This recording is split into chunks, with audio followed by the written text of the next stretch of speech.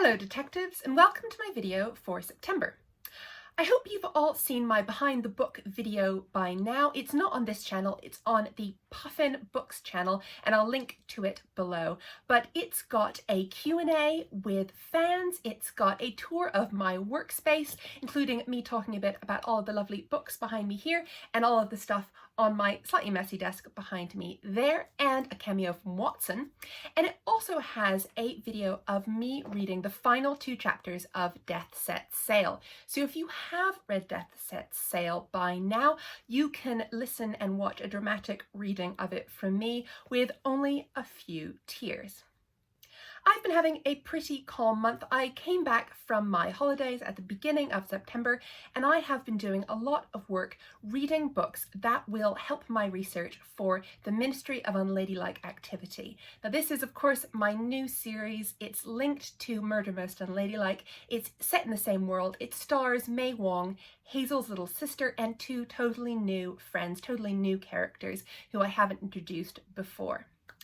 And it's taking a lot of research because it is set during World War II, a period that I know a little bit about. I know all the stuff I was taught in school, but as I'm reading more, I'm discovering more and more that I was not taught in school. And of course, I wasn't taught anything because I went to school in the UK about what it's like to live in Germany during World War II, what it's like to live in Hong Kong, what it's like to live in Ireland.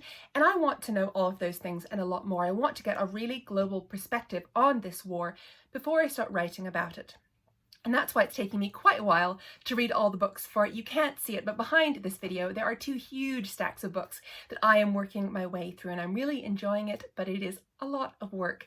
The Ministry of Unladylike Activity series is coming out starting in 2022. So not next year, but the year after. And I know that seems like a bit of a wait, but I promise you the time will fly by. And I also have a few other little things to announce that I think will help you pass the time until you can read about May Wong and her friends in 2022. So that is what I have been doing in terms of work in the last month, and that's what I'm going to be doing over the next few months. I'm probably going to start writing the Ministry of Unladylike Activities in January 2021, so a couple months from now, and until then I will be reading. Now, the other thing that I want to say is tell you a bit more about events this autumn. A lot of you have been emailing me and asking whether I am going to start doing events soon and whether I can come to near where you live. And the first thing to say about that is I'm not doing any physical events in 2020. For the rest of this year, no physical events at all because of coronavirus. I don't want to travel. I don't want to be in contact with lots of people. This is something that would be potentially dangerous for me because I'm shielding for family members, but also potentially dangerous for you. I don't want to put you in a situation where you're mingling with a lot of people outside of your household. And I think it's really important that we stick to the guidelines, that we do things now that might be a bit annoying, that might be not quite what we want. We sort of stay in a bit more than we might want, so that in future we can have a much more open existence, so we can meet each other, talk to each other, hang out as much as possible in hopefully the years to come. So that's why I'm not doing any physical events in 2020, and that will continue for as long as it needs to, for as long as the virus is around, for as long as we don't have any solutions to the virus. I will not be doing physical events. So you can definitely ask me when I'm going to be coming to London or Glasgow or anywhere else, but I won't be able to tell you anything. I wish I could say yes, I'll come visit you, because I love traveling, I love meeting you, and it's been really sad for me not to be able to talk to you, but none of that, I'm sorry, until coronavirus is over or under control. But what I am doing instead is lots of online events. I'll be doing lots of videos like this, and also lots of live events, panel events with other authors throughout the autumn and next year. So don't worry, keep looking out for that. I'm going to put them all up on my website calendar, robin-stevens.co.uk/calendar, and you can see where I'm going to be appearing virtually next. So that is the state of play with my events this autumn and into 2021. During my holiday and over the last few weeks, I've been doing a lot of reading. I've been really enjoying the chance to escape into other worlds, into other authors' brains, and it's just a really nice respite from what is going on in our particular world at the moment. And so the rest of this video is me telling you a bit about some of the books that I particularly enjoyed over the last month or so and that I think you'll enjoy too.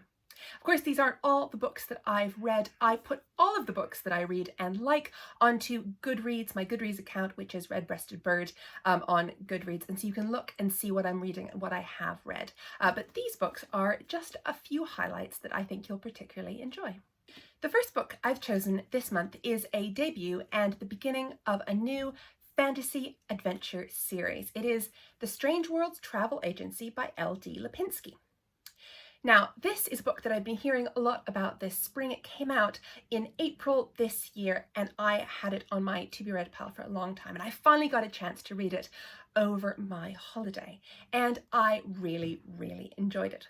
It is the story of a girl called Flick who moves to a new town with her family. She feels absolutely ordinary and a bit overlooked until one day she goes into the town centre and she discovers this strange shop called the Strangeworlds Travel Agency.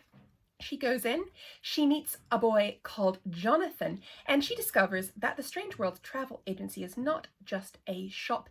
It really is a travel agency, but the travel that it sells is not travel to the Maldives or to South America, it's travel to other worlds. It is full of loads and loads of suitcases, and each suitcase goes to a different world, and if you're a member of the travel agency, you can visit all the worlds you want, and you can track the magic that's in them. Basically, when people go to the worlds in one of these suitcases, they have to note down what they see, note down the magic that's there, the people they meet, the plants and animals, and it helps the people who run the agency sort of track the magical multiverse. So Flick is thrilled to discover that there is magic in the world, that there are other worlds and she can get to them. And a lot of this book is her and Jonathan traveling to other worlds and having the most amazing adventures. But as they travel, they realize that something is not quite right with the multiverse. Magic is changing, things are altering in the world that shouldn't change, and there seems to be something really big and really dangerous behind this. And it is up to Flick and Jonathan to work out what is going on and to try to save the day and solve the problem. And also to find Jonathan's father, who mysteriously vanished a few months before this story begins, and they realize they really need to work out what happened to him and how to get him back. So that is the premise of this book. It is the beginning of a series. I think the next one is out next year, and I'm really excited already. I thought this was such a magical, fun, engaging book. It's a very quick read. It's a very exciting read. I whipped through it. I loved reading about Flick and Jonathan. I think the magical worlds are particularly well done. I just really enjoyed being there with Flick and Jonathan, and I cannot wait to find out what happens to them next. So that is my first choice for September. It is The Strangeworlds Travel Agency by L.D. Lapinski, and I would say this is for anybody 8+ who likes magic, who likes adventure stories, and who wants to start a new series. The next book I've chosen this month is from an author I've talked about on here a lot before, and also from a series that I mention quite a lot, and it is Taylor and Rose Secret Agents, Villains in Venice by Katherine Woodfine. Now, this is the third book in this series about her two detective spies, Sophie and Lil. And before this series, there was another one called The Clockwork Sparrow. And I would suggest that if you haven't read those books, you should go and seek them out.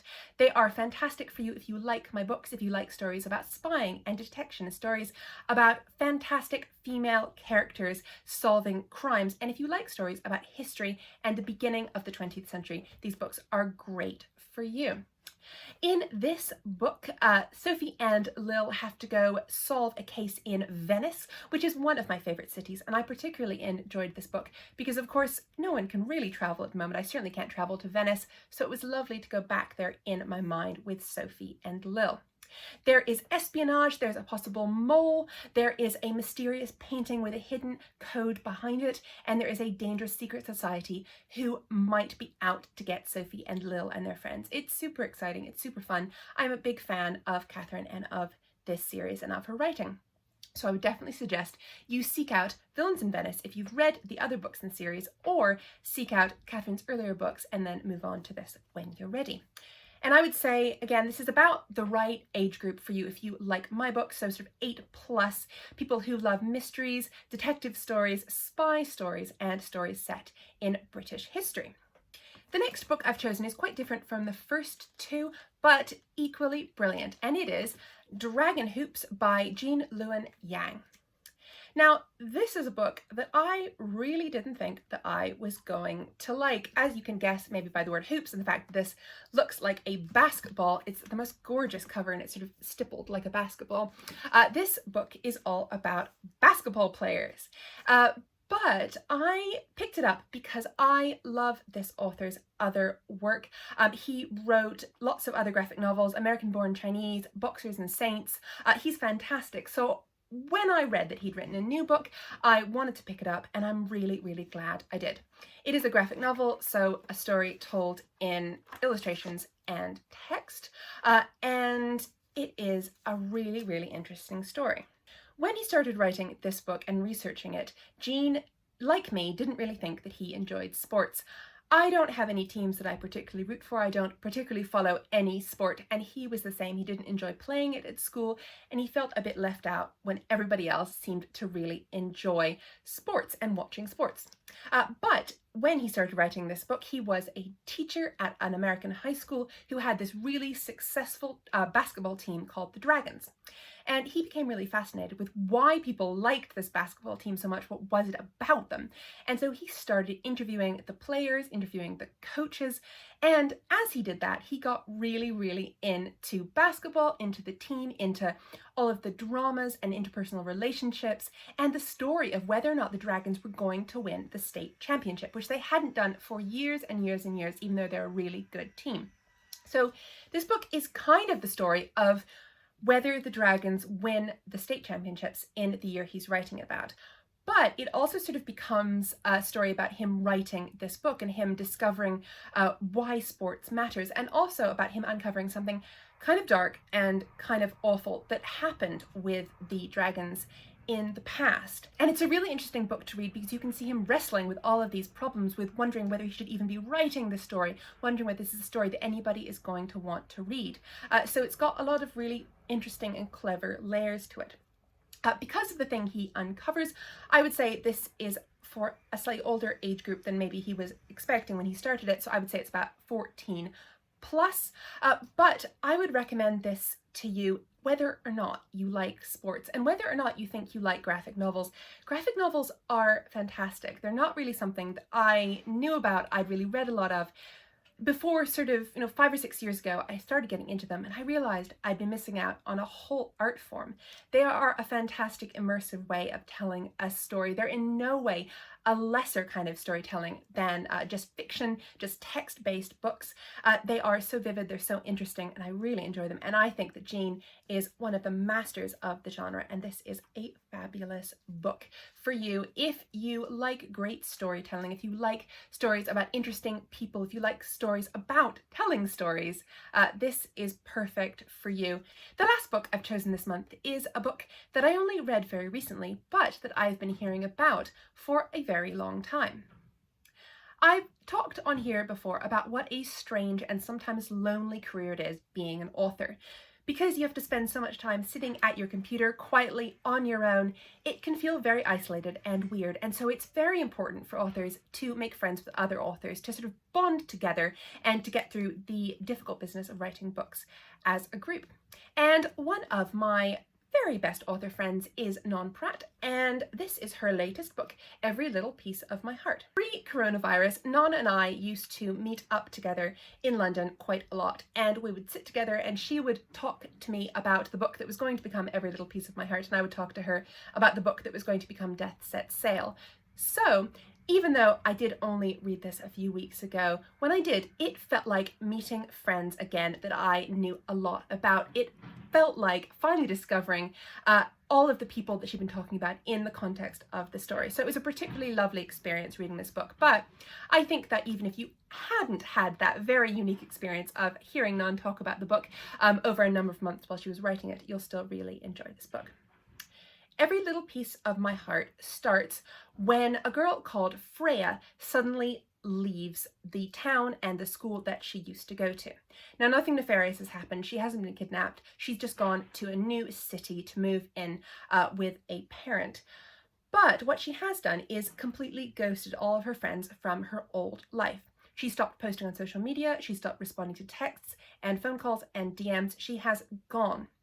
And this is a huge shock to all of her friends because she was somebody who really lived her life on the internet, who posted every day so much, and suddenly to have no contact from her is really, really weird. So they're all feeling quite anxious, quite sad, and the person who's feeling saddest is her best friend, Sophie, who used to talk to Freya every single day, but now hasn't heard from her for 5 months. Until one morning, she gets a parcel from Freya, and Sophie is thrilled. She's so excited that she's finally going to get back in contact with her friend. But she discovers when she opens it that there is a short note to her and a small present, but then inside the first parcel is another one with a name of a girl who she's never heard of before. So it sends Sophie on what turns into a treasure hunt. She gives it to this girl who goes to her school but in the year above, and the girl opens the parcel, and inside that there's another parcel to a boy, and they go through basically following Freya's treasure hunt. As they do, they're learning more about themselves, more about each other, and more about why Freya might have wanted to disappear.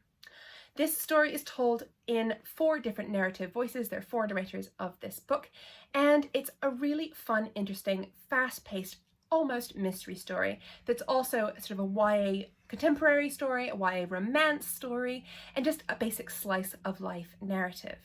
I found it really satisfying, really interesting, really intriguing. All of the threads are tied together really beautifully, and everything ends up in a very satisfying way. So I would definitely recommend this to you if you are sort of 12, 13 plus, you like contemporary stories about people who are just like you, who go to sort of similar schools, who are like just like you and your friends. If you like romance, if you like YA in general, I think you'll really enjoy this book. So this is Every Little Piece of My Heart by Pratt.